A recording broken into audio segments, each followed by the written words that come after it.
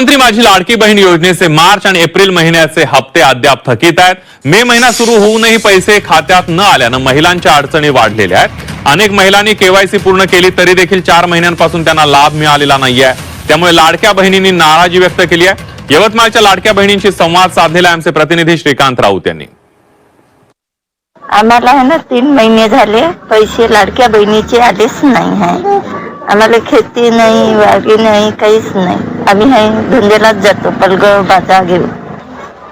सांगा काय त्रास होते, काय मागणी तुमची आहे? आता आमची मागणी एक आहे सर, मी लालू शिंदे बोलत आहो।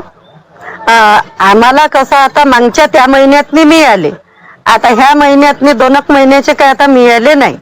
आमच्या भावानं 2500 देतो म्हणून कबूल केले, पण आता आम्हाला त्याच्या खुशीनं जे काय आम्हाला ते देतं बस आम्ही त्याच्यातच खुश आहोत। पण आता कसं महिन्याच्या महिन्याला आम्हाला राशन तर मिळते कंट्रोलचं, पण आता त्याच्यासाठी आम्हाला तेल पाण्याला काही लागण ना, त्यांच्याकडून भावाकडून सांगा। आमची समस्या एकच आहे का दर महिन्याला आम्हाला टाका, आमची चूल चक्की चला। पैसे मिळाले नाही तर काय अडचणी येते? केवायसी करा, केवायसी केली तरी केवायसी झालीच नाही। लोकसभेच्या निवडणुकांच्या पार्श्वभूमीवर महिलांना 2 महिन्यांचे अनुदान एकत्र दिलं जाणार आहे। दरम्यान राज्य सरकारने या योजनेतील सुमारे 2,42,00,000 लाभार्थ्यांना अनिवार्य केलेली केवायसी केवळ 1,60,00,000 महिलांनी केल्याचं महिला आणि बाल विकास विभागातील अधिकाऱ्यांनी सांगितलंय।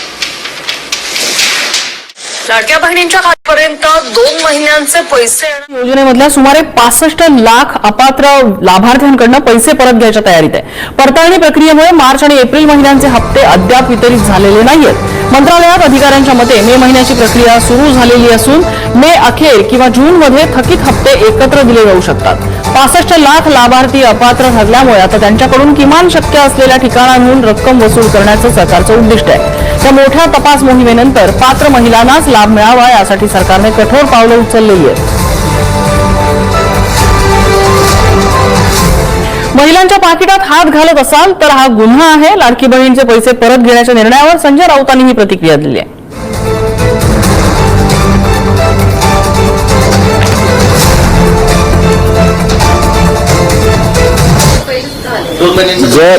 जर कोणी बनावट कागदपत्र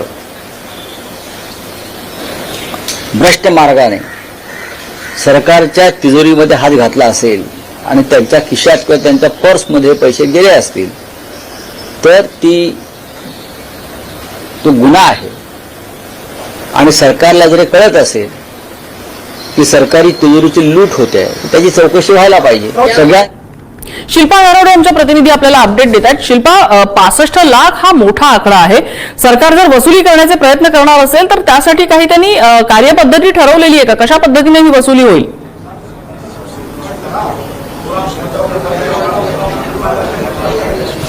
नम्रता, आपण जर पाहिलं तर महायुती सरकारला तारणहार ठरलेली, महायुती सरकारला अभूतपूर्व निवडणुकांमध्ये यश मिळवून देणारी एकमेव योजना होती ती म्हणजे लाडकी बहीण योजना। आणि याच योजनेमुळे महाविकास आघाडीला सत्ता स्थापन करण्यामध्ये देखील मोठं यश आलेलं आपण पाहिलं।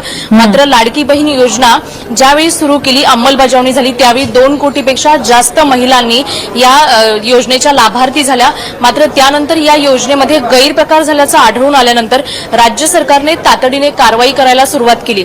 आणि ज्यावेळी राज्य सरकारने ही कारवाई करायला सुरुवात केली त्यावेळी अनेक महिला ह्या अपात्र ठरताना पाहायला मिळत होत्या।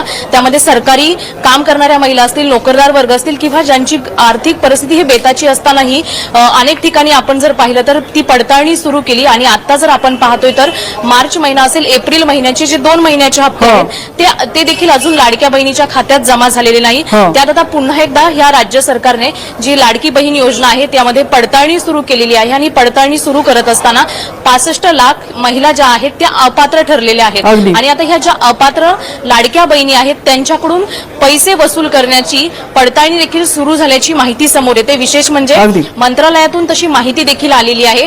राज्य सरकार असेल किंवा मंत्रालय असेल यांचे एकमेव उद्देश फक्त हेच आहे की पात्र लाभार्थ्यांना हे पैसे मिळावे. अगदी शिल्पा, त्यामुळे सरकार आता कशा पद्धतीनं ही पडताळणी करते, कशा पद्धतीने हे पैसे परत घेतले जातात ते बघावं लागेल. लाडकी बहीण योजनेबाबत अदिती तटकर यांनी पुन्हा भाष्य केलंय. सप्टेंबर 2025 पासून सुरू असलेल्या ई-केवायसी प्रक्रियेला मुदतवाढ देण्यात आली आहे. अनेक महिलांना केवायसी करताना अडचणी आल्यामुळे त्यांच्या तक्रारी लक्षात घेऊन हा निर्णय घेतल्याचं मंत्री अदिती तटकरे यांनी सांगितलं. 30 एप्रिल पर्यंत अंतिम अहवाल समोर येईल आणि त्यामुळे राज्य आणि केंद्र सरकारच्या लाभार्थी योजनांचा फायदा अंतिम यादीनुसार सुरूच राहणार असल्याचं अदिती तटकरे म्हटलं.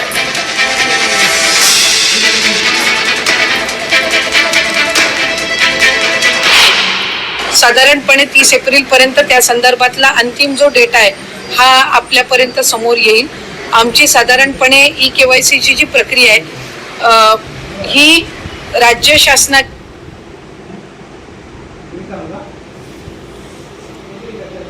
आपल्यापर्यंत समोर येईल.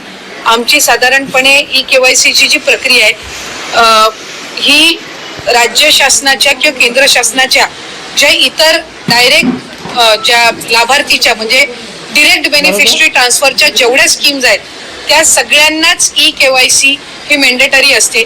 त्यानुसार ही प्रक्रिया ही सुरू आहे आणि त्याच्या अंतिममध्ये अधिकाधिक ज्या लाभार्थी आहेत त्यांना लाभ हा या योजनेच्या अंतर्गत सुरू राहील.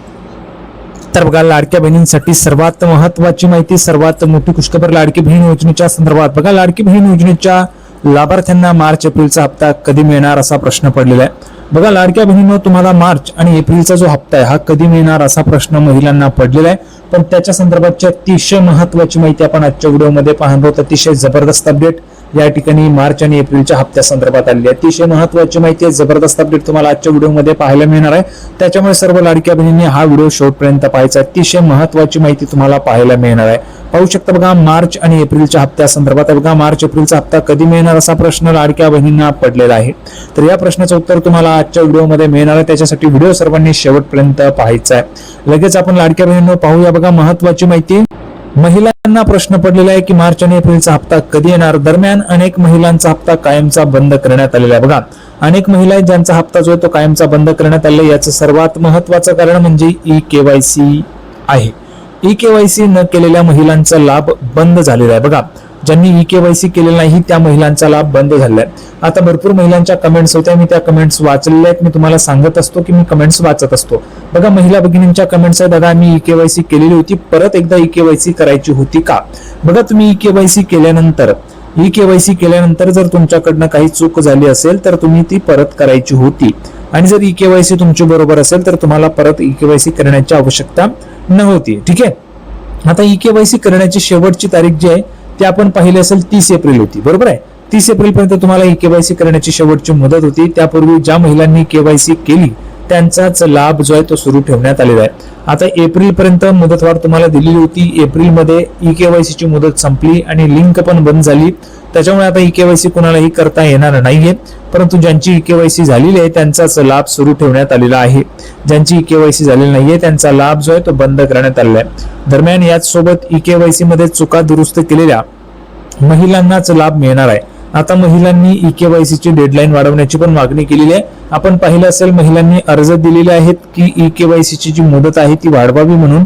पण लक्षात घ्या, इतके दिवस ई-केवायसी साठी मुदत वाढ दिल्यानंतर देखील जर लाडक्या बहिणींकडनं ई-केवायसी होत नव्हती तर त्याचं काय कारण होतं हे खूप महत्वाचा प्रश्न आहे. आता बहुतेक महिला भगिनी असतील, ज्या महिला भगिनी आपला व्हिडिओ पाहतात त्यांनी कमेंट बॉक्स मध्ये सांगायचंय की इतके दिवस तुम्हाला केवायसीची मुदत दिली होती परंतु तुम्हाला कुठल्या कारणास्तव तुमची केवायसी जी ती होत नव्हती ते तुम्ही कमेंट बॉक्स मध्ये सांगू शकता.